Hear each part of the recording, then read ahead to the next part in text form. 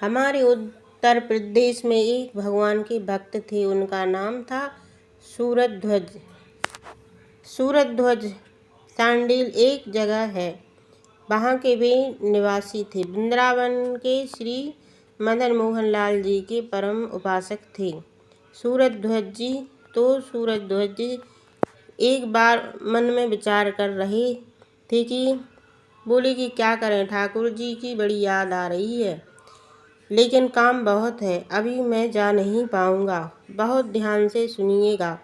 दूसरे तो सूरध्वज जी ने क्या किया, देखा कि गन्ने की खेती हो रही है और गन्ना अब कट करके रस का गुड़ बनाया जा रहा है।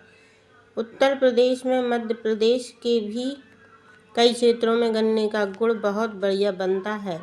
तो बड़ा ताज़ा ताज़ा गुड़ बन रहा था सब जगह। तो सूरध्वज जी ने क्या किया, एक दुकान पर जाकर एक दुकानदार से कहा, भैया सुनो, 2 बैलगाड़ी भर के गुड़ हमको वृंदावन पहुंचाना है, उसका क्या खर्चा आएगा, सब हमको बताओ। दुकानदार बोला, महाराज इतना सारा गुड़ आप सांडी से वृंदावन भेजोगे तो बैलगाड़ियों में भर भर के बहुत पैसा लगेगा। इससे बढ़िया तो किसी आदमी को धन दे करके, आधा धन दे करके आप वृंदावन भेज दो। वृंदावन में भी गुड़ मिलता है, वहीं से खरीद करके ठाकुर जी को निवेदन कर देना।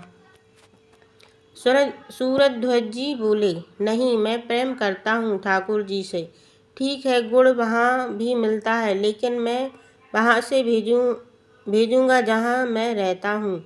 यही तो प्रेम का स्वरूप है।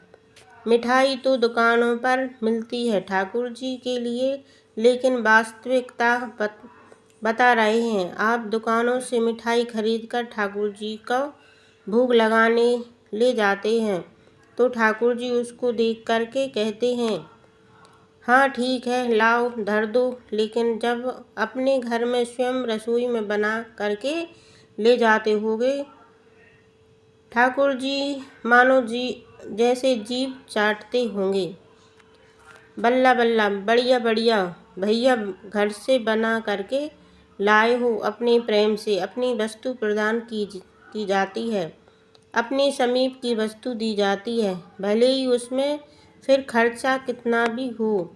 सूरध्वज जी ने बढ़िया सुंदर गुड़ बैलगाड़ियों में धरवा करके भिजवाया और गुड़ की बैलगाड़ी पहुंची अर्धरात्रि में वृंदावन।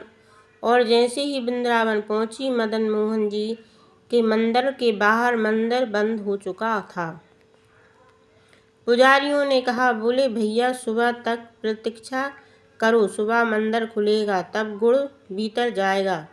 लेकिन भीतर बैठे मदन मोहन लाल जी बेचैन हो गए और जैसे ही पुजारी जी सोने के लिए गए, मुखिया जी सन में गए। प्रसन्न सपने में श्री मदन मोहन लाल जी से प्रकट हो गए और रोने लगे। मुखिया जी बोले, जय जय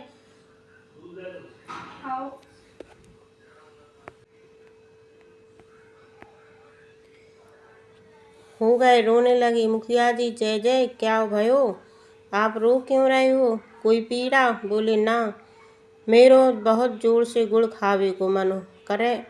बोले, जय जय, अभी सड़ीले से गुड़ आए हैं आपके लिए, लेकिन सुबह तक प्रतीक्षा कर लो।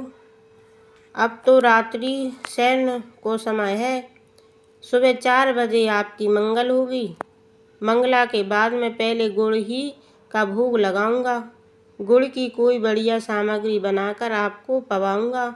मदन मोहन लाल जी सपने में और जोर जोर से रोने लगे। बोले, मैं 4 दिन से प्रतीक्षा कर रहे हो, यह गुड़ की आज विचारो, जैसे तैसे यहाँ पहुँचो रात्रि में। अब तुम मुझसे और प्रतीक्षा करने की कह रहे हो, तुम कह रहे हो सुबह तक और प्रतीक्षा करूँ मैं।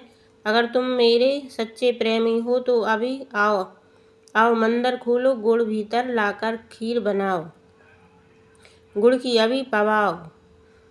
इसको कहते हैं रस। यह रस नहीं, अपने भक्त की प्रेम स्थिति को ठाकुर जी स्वीकार करने के लिए ललायत हो, उसको रस कहते हैं। रस और